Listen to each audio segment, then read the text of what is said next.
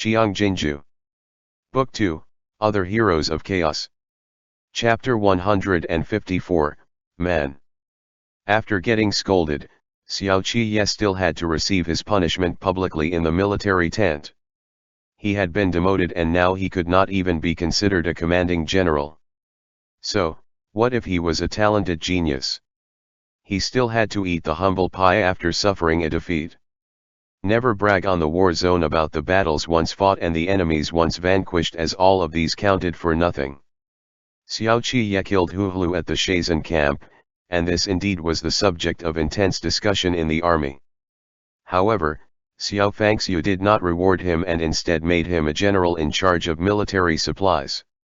Others might not understand this move, but the conservative generals knew best that this meant Xiao Fangxiu had the intent to entrust Xiao Qiye with heavy responsibilities.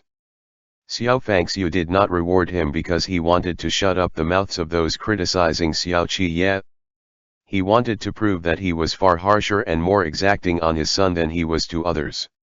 Guo Wulai rarely scored any wins in all his battles against Huhlu at the Tudalong banner, but Xiao Fangxiu promoted him and deployed him to the Shazan camp to continue in his capacity as the commanding general.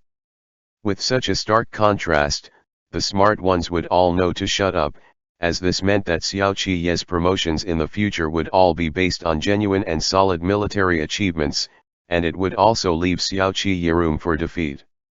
It was not that they could not afford to lose a battle on the battlefield. Xiao Jiming could, and so could Guo Wulai and Zhao Hui, because they were all generals Liu was familiar with. Their defeats were pardonable and forgivable under the circumstances, and these were all what Xiao Qiye lacked. Once Xiao Qiye really came to stand in the forefront of the front line, he could only win. He had to prove to the dispirited Liu armored cavalry that he was the best choice of candidate for Liu. ******. Xiao Qiye walked out of the military tent and put on his clothes. His waist and lower back were wrapped with bandages, and his right arm had sustained the worst injuries. For now, he would not be able to use the conqueror bow, and he even had to exercise caution while wielding Longli blade. Xiao Qiye huffed out a few breaths of hot air and whistled for Lang Tao Shuijin. Lang Tao Shuijin had just been washed and had yet to be saddled. Xiao Qiye flipped atop it, patted it on the neck, and leaned over to whisper a few words to it. Lang Tao Shuijin then turned on its hooves and obediently galloped away into the night. He's still the same. Zhou Qiankai stood by the entrance of the tent and lamented, every time he's feeling down, he likes to go riding. He's holding in his anger. Xiao Fangxiu lifted up the boiling tea. It can be seen that his 6 years in Chu capital weren't for naught. If what happened tonight was in the past, he would have even dared to fling aside the tent flap and run off when I scolded him for the second time. No one can beat those old foxes of Chu capital when it comes to tempering a person. The blame for this battle really can't be entirely pinned on him. Zhou Qiankai looked back. Hassan set up such a trap in the Tudalong banner. Even if it had been either of us, we might not necessarily be able to escape unscathed either. The possibility of if doesn't have any bearing in a war. It's his battle, and the outcome, whether it's a win or loss, ought to be his to bear. Xiao Fangxiu paused for a moment.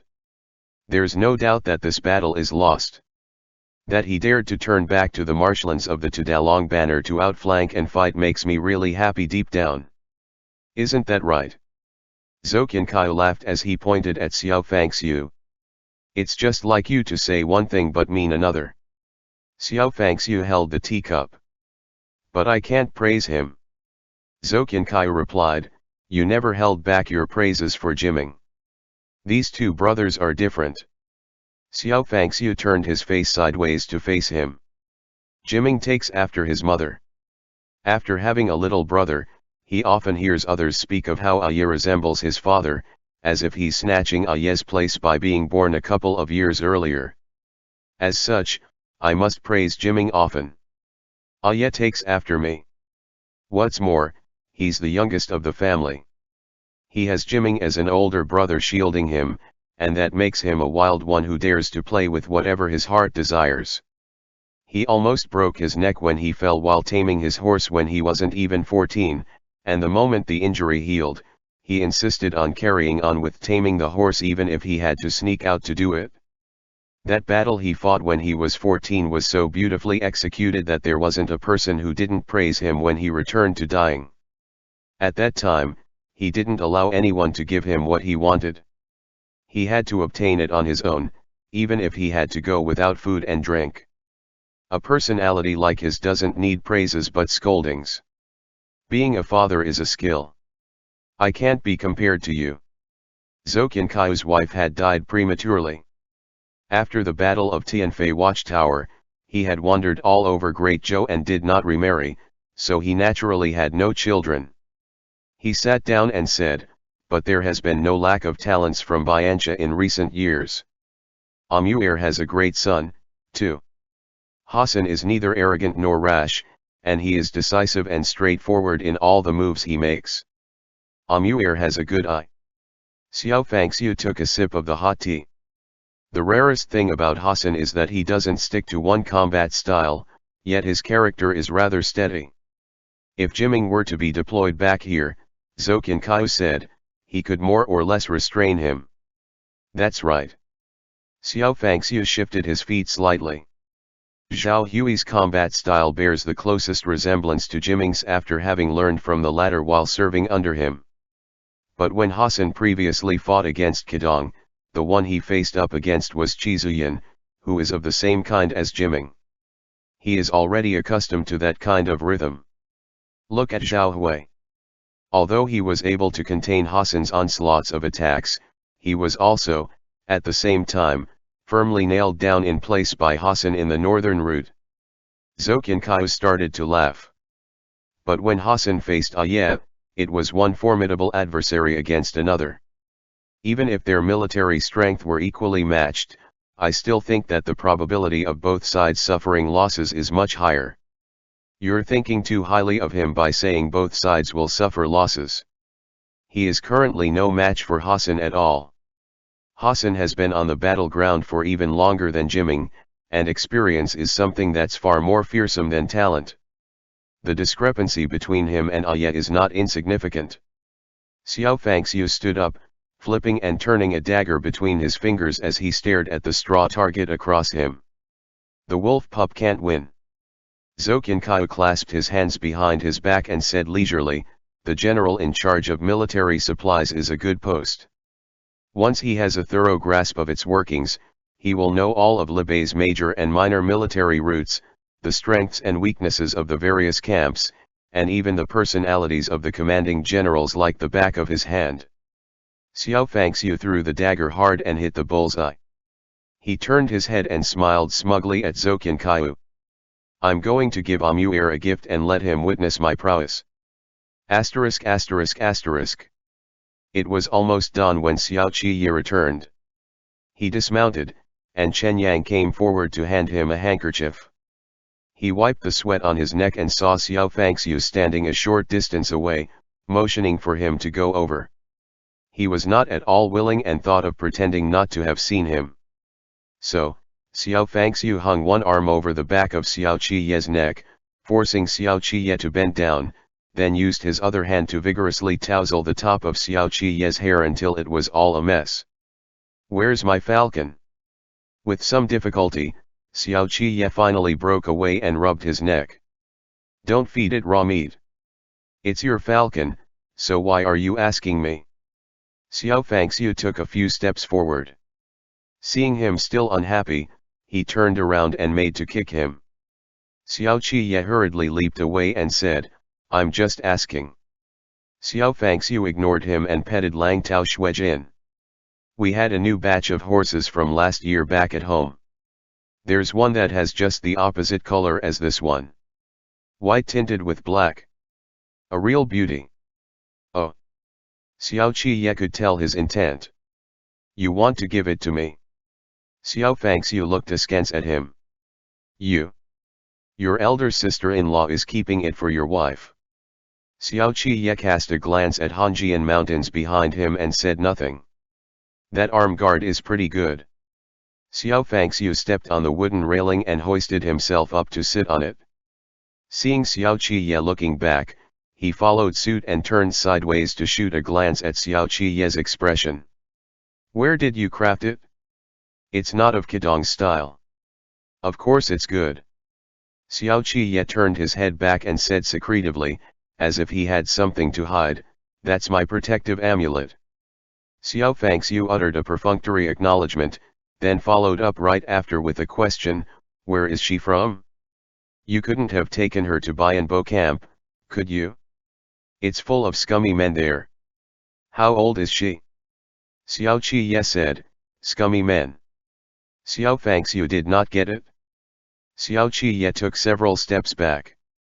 Xiao Fangxiu narrowed his eyes. Don't tell me you brought back a girl from the Hua clan. Xiao Qiye continued to retreat.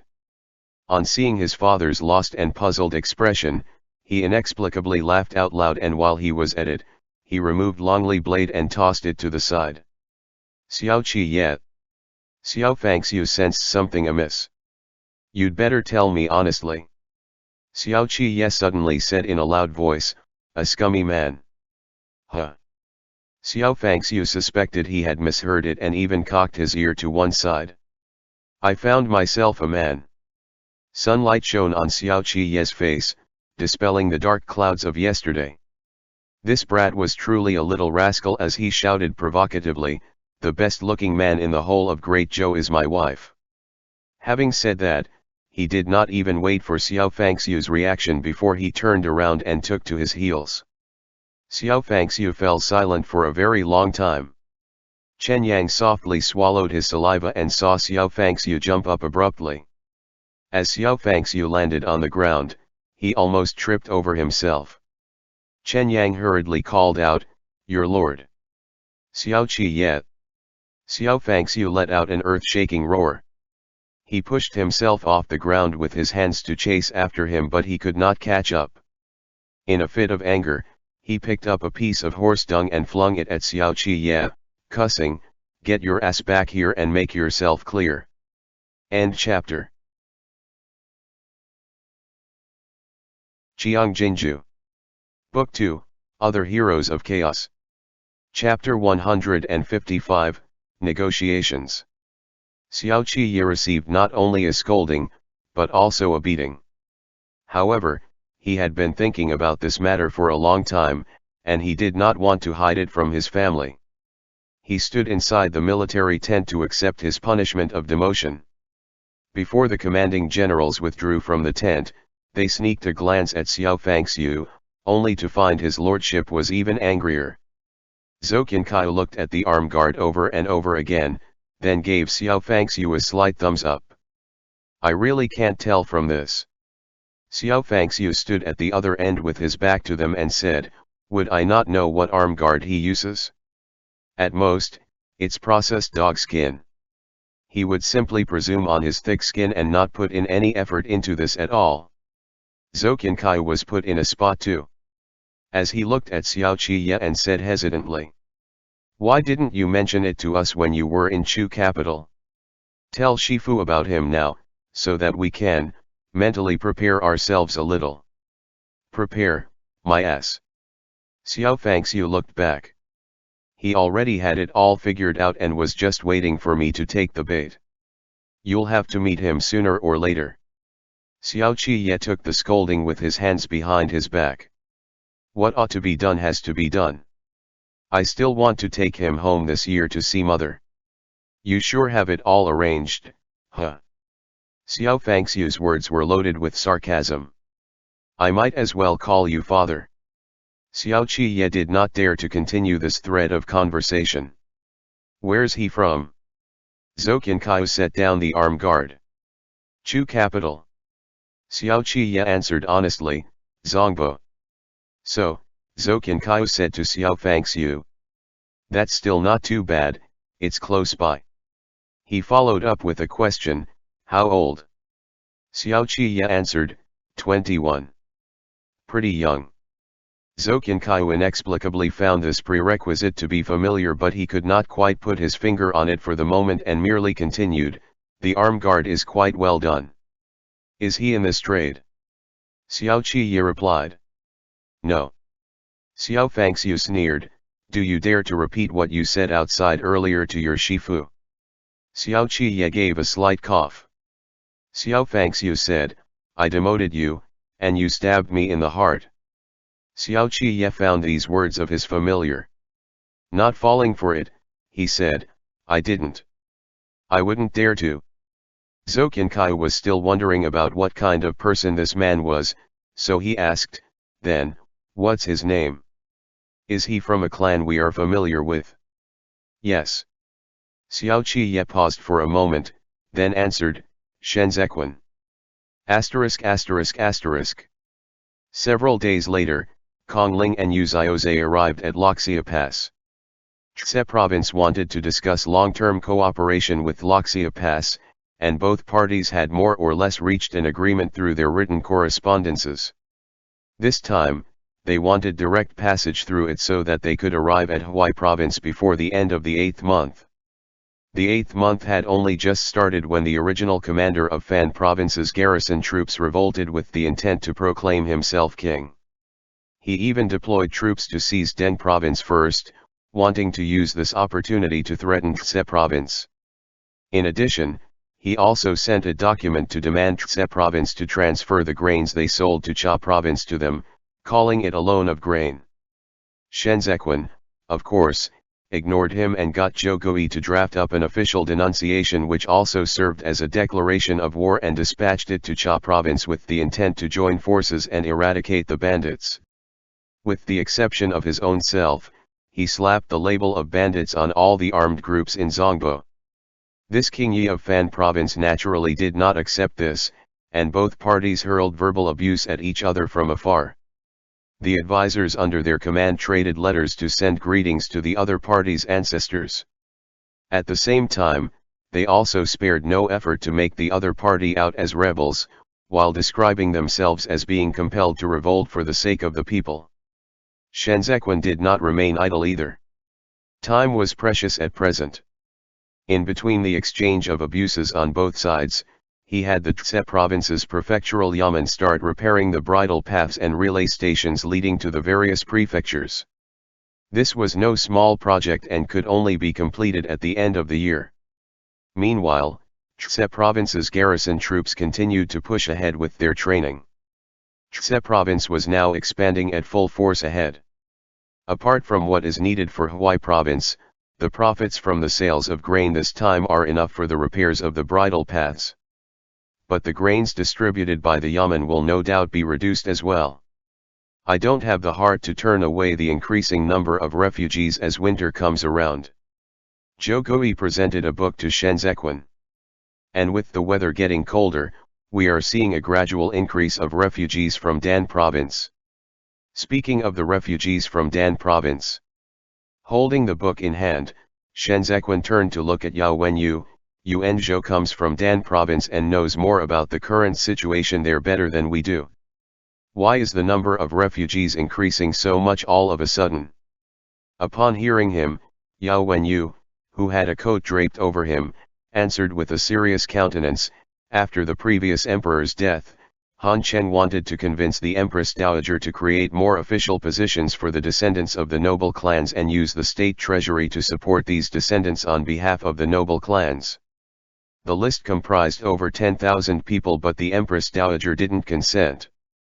To preserve their strength, the noble clans with Han Cheng at the head became even more aggressive in seizing the commoners' crop fields. They fraudulently underreported the acreage of fields to the higher-ups, thereby hiding away vast expanses of fertile farmland and leaving the common people without land to grow crops. These commoners even had to pay poll tax per head in their families. As a result, the number of people who fled increased. According to the law, once their household registration is confirmed, those who leave illegally without relevant documentation from the local authorities will be drafted into the army, or worse, immediately executed. Shenzhequan thought through it for a moment. The most suitable way to escape arrest from the local authorities is to come to Zongbo. But Tse province's capacity is limited after all, and relying solely on the yamen to distribute grain is not a viable solution in the long run. We cannot afford to feed this many people. And it wasn't just that. A portion of the refugees who had come to Tse province had gotten used on getting free meals. They made excuses to decline registering themselves in the census registry. Instead they kept assuming the status of refugee so that they could freeload and idle their lives away at the entrance of the Yamen. I made a special point of asking the census officials. Many of the people in this group are the young and strong who loiter around the streets and stir up trouble. Public order was good before the 7th month, but after the 8th month, theft became a common occurrence. When the Yamen constables arrest and send them to prison, they become unreasonable and make a scene. Speaking to this point, Jiuqing fretted with worries. After they found out that they could still fill their stomach while in prison, they became even more brazen. Alas! Shenzhequan had already come to a decision on this matter. He said, they dared to be this dauntless only because Tse province is accommodating and magnanimous towards the refugees and has not set the relevant penalties in place. It is still treating them as local citizens of decent origins to deal with. But the times are different now. Today, I'd like to ask you gentlemen to draft a document to strictly forbid refugees from putting off registering themselves in the census registry. By the middle of the 8th month at the very latest, anyone who has not registered themselves at the Yamen will be all driven out without exception. Not only that, Tse province shall put up notices everywhere the day after and assign the relevant clerks down to explain. Make sure to clarify what is at stake if they break the law clearly to the illiterate commoners in the city. Starting from the day after tomorrow, any violators and offenders shall be dealt with severely. No mercy will be shown. Shenzhequan's methods had always been pretty mild ever since he had arrived in Tse province. He always looked to be an amicable and easygoing person to outsiders. He never flaunted his talents openly, even when it came to Cha province's matters. This time though, he seemed to be changing his approach, showing that he could be swift and decisive. Jiuqing said hesitantly, but will we lose the hearts and support of the people if we put up severe punishments in place? After all, it was only a few months ago that Tse province started taking in the refugees with open arms. These are two separate matters. Yao Wenyu timed his words perfectly. Tse province accommodates the refugees out of compassion, but if it were to lose its trust with the people because of this, then it'd be putting the cart before the horse.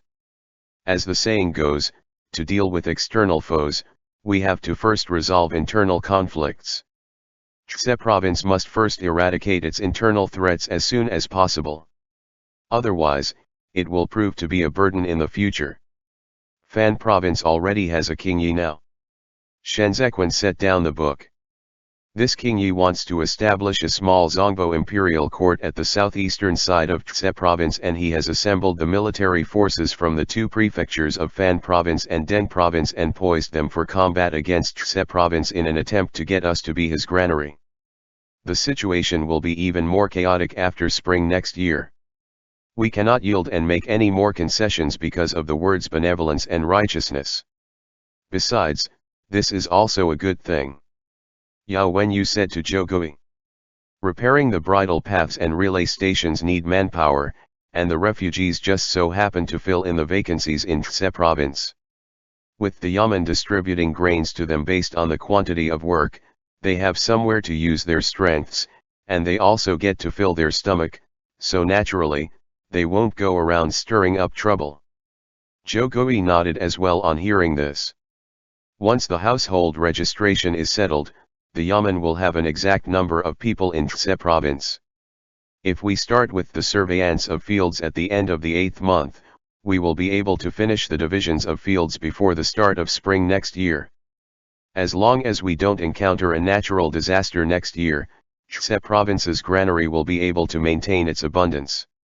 This is the first year. Shenzhequan was in a pretty good mood. Cha province will also be put on the agenda next year. Other than that, we should also prepare to open up a new bridle path on the Loxia Pass and Hubei province's route to the northwest. Taken aback, Jiuqing asked, are we not borrowing the bridle path from Libei? We are, but in the long run, we still have to remunerate Loxia Pass accordingly. Shenzhequan said, Loxia Pass is right above Quan Province. They are allies we need to befriend. Once it begins thriving along the trade route, the present routes will be insufficient for us. Not to mention that Biwan hunting grounds is going to become the Imperial Army's camp. It's essential to open up new bridle paths. Then there's also the issue of army provisions for the various areas in early spring next year. The weather was bad, and Yao Wenyu's legs were hurting, but he looked no different from how he usually was. Firstly, Qidong is the biggest threat to the south of Zhongbo. They had not managed to deploy troops to Zhongbo in time as they were affected by the late emperor's assassination and Lu Guangbai's desertion. But now that the marriage alliance between the Hua and Qi clan is already a done deal, chances are high that they might send troops up north to crush us if the army provisions in early spring next year are sufficient.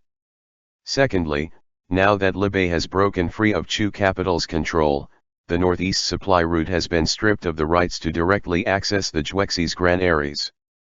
Libei shares a common lot with us, and Libei is the one to shoulder the responsibility of fighting back the Bianchi cavalry in the north, so the issue of army provisions has to be resolved before spring falls. The advisors were all discussing affairs in a partitioned-off area in the study, separated by a screen in the middle. As they were indoors all year round, many of them smoked pipes, and as time passed, smoke began to permeate the study, making it stuffy. Shenzhequan called out to Qiao Tianya, help Yuan Zhou out to take a breath of fresh air.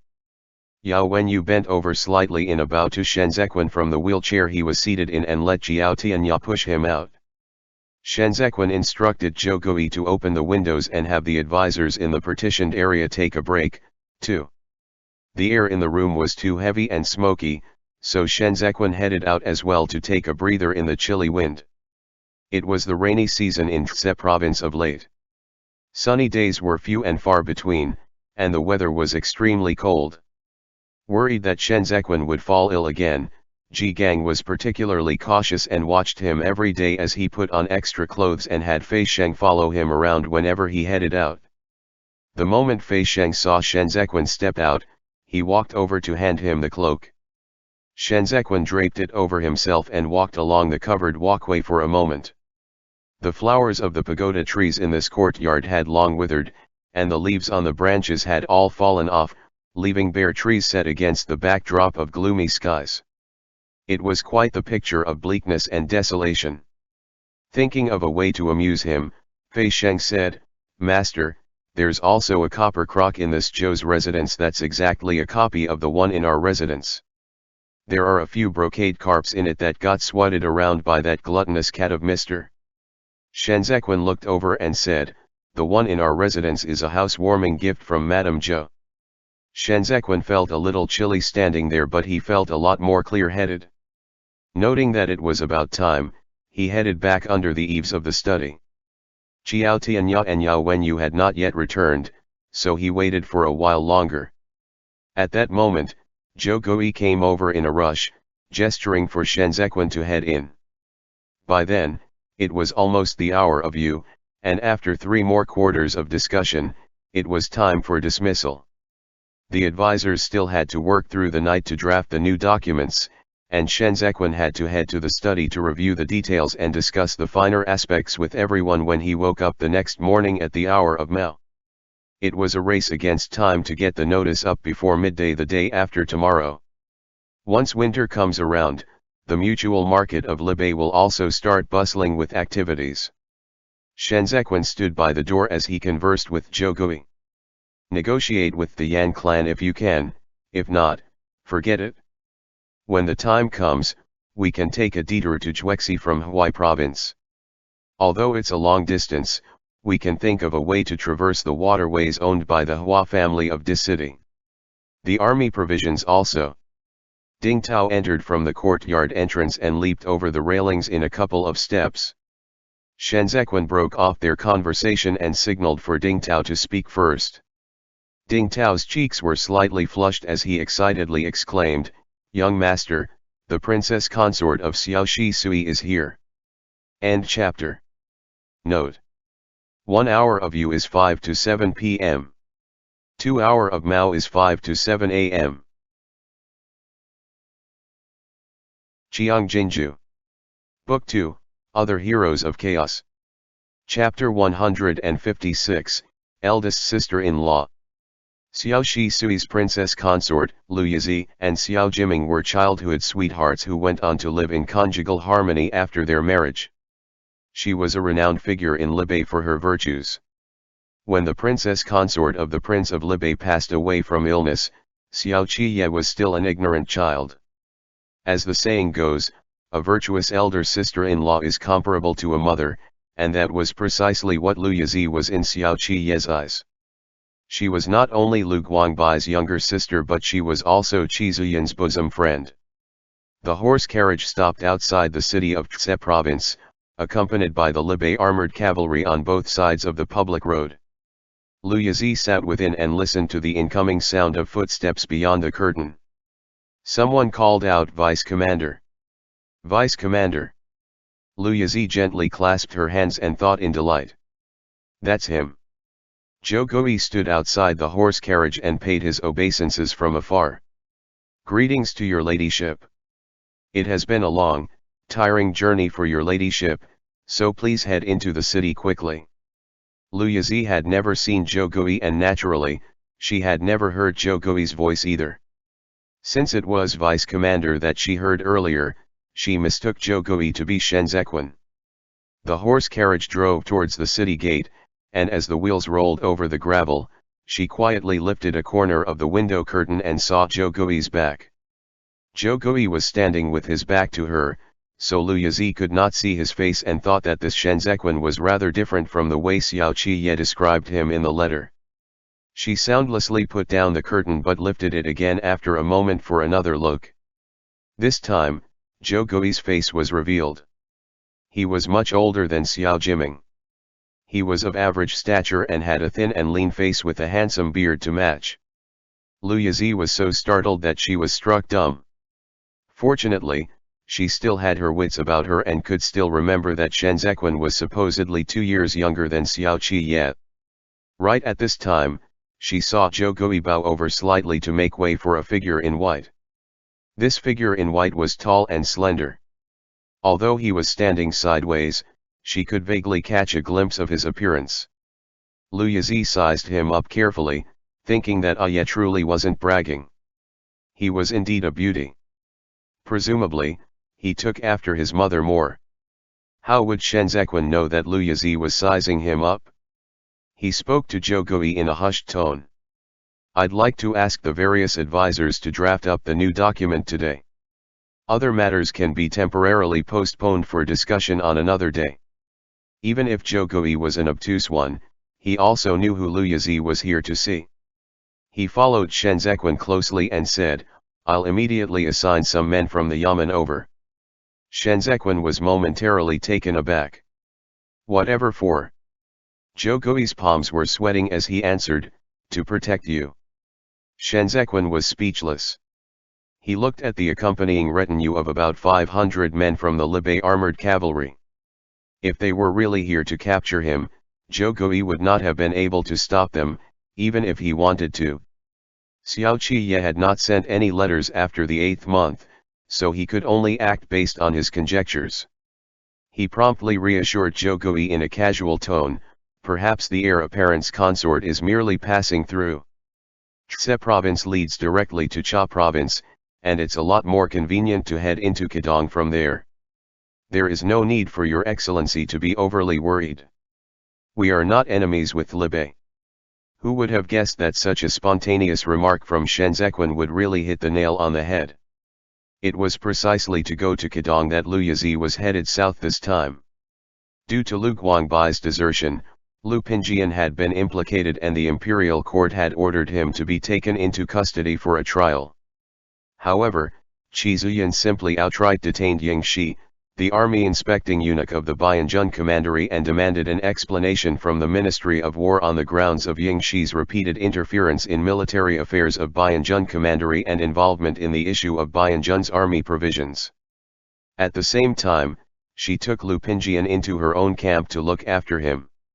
Qiang had sent a letter to Libai back in the 6th month, asking Xiao Jiming to pick up Lu Pinjian away as soon as possible. This was a major case, and the crux lay in whether or not Lu Guangbai would throw in his lot with the 12 tribes of Bianxia. Great Zhou currently did not receive any news regarding the Bianjun commandery garrison troops, and by just looking at Lu Guangbai's act of penetrating deep into the desert, there was a high possibility of him defecting to the 12 tribes of Bianxia. The court minister's request to put Lu Pinjian on trial was meant to hold him hostage in Chu capital so that they would have the leverage to negotiate with Lu Guangbai in the future.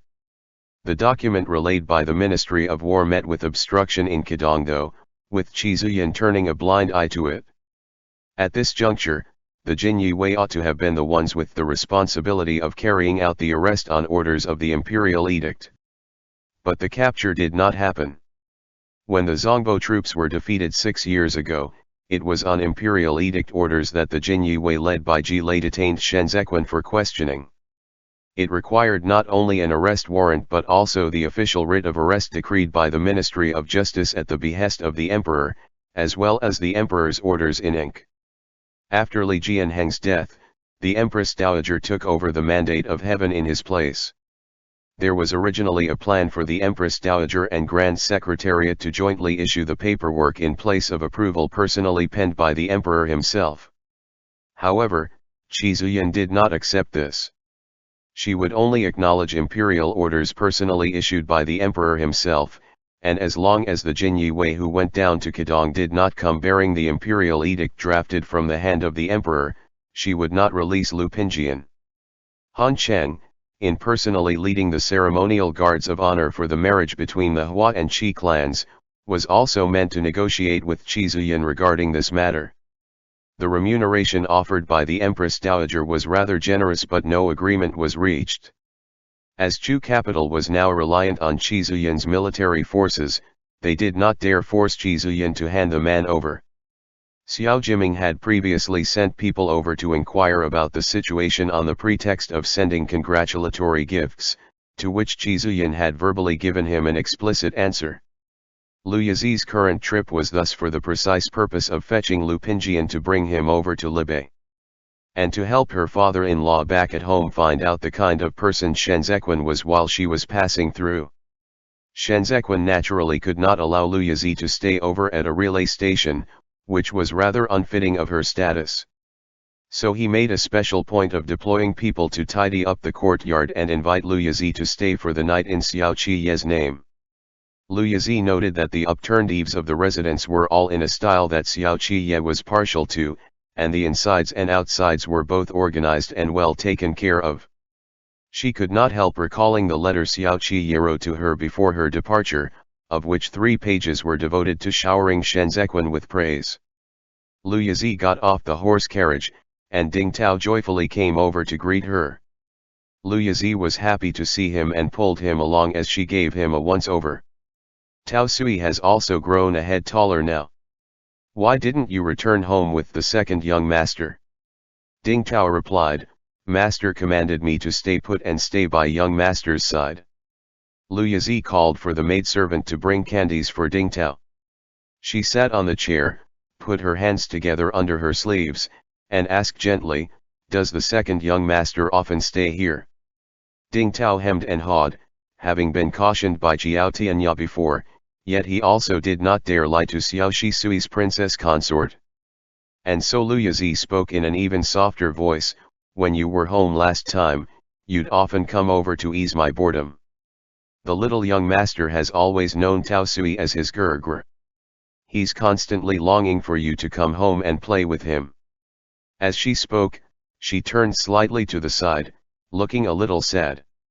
It has been 6 years since we last saw our little Tao Sui, and he has grown so distant from me. Ding Tao hurriedly replied, No, not at all.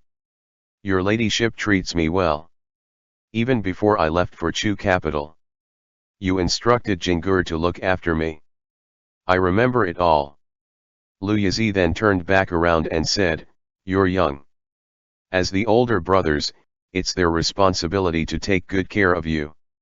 When I heard about how Aye was constantly bullied in Chu capital, I couldn't eat and kept tossing and turning all night long. I worried for a long time. Upon hearing this, Ding Tao immediately responded, Master wasn't injured when he left Chu capital.